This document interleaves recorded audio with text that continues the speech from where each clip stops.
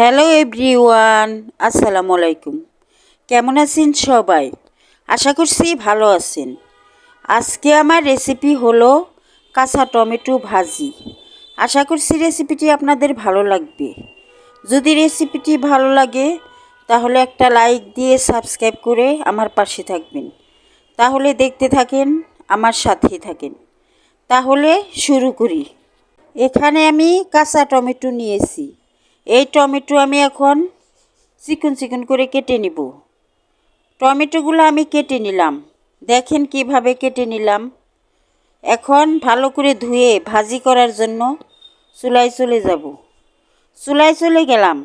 চুলায় একটা প্যান বসিয়ে পেঁয়াজ আর কাঁচামরিচ দিয়ে দিলাম, তেল দিয়ে দিলাম। এখন পেঁয়াজটা আমি ভেজে নিব।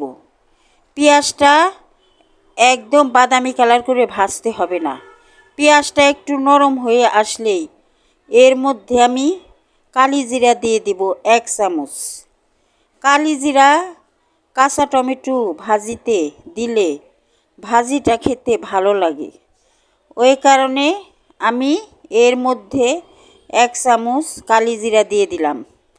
এখন কালিজিরাটা একটু ভেজে যে টমেটোগুলা কেটে রেখেছি তা এর মধ্যে দিয়ে দিলাম।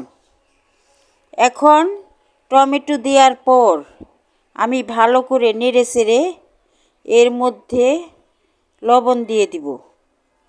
টমেটোগুলা আমি একটু নেড়ে দিলাম।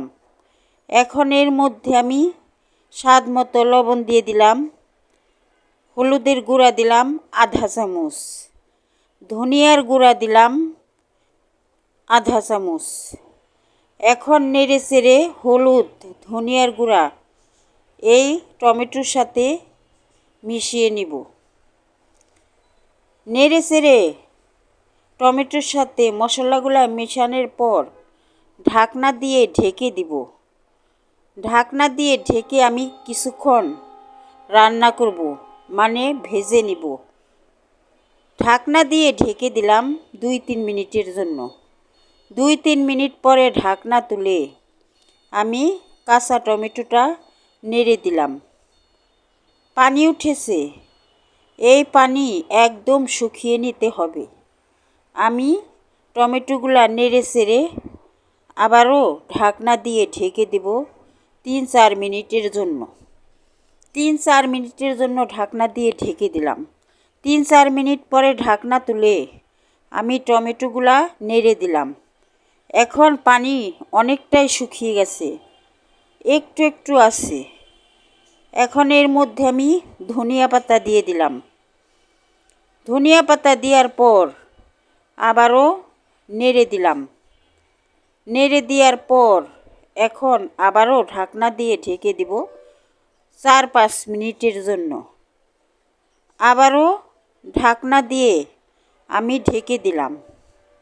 4-5 মিনিট পরে ঢাকনা তুলে টমেটো ভাজিটা আমি আবারও নেড়ে দিলাম। এখন পানি একদমই শুকিয়ে গেছে। একটু নেড়ে চেড়ে ভেজে আমি চুলার থেকে নামিয়ে নিব, কারণ টমেটো ভাজিটা আমার হয়ে গেছে। এখন আমি চুলার থেকে নামিয়ে নিলাম। কেমন লাগলো কাঁচা টমেটো ভাজির রেসিপিটি?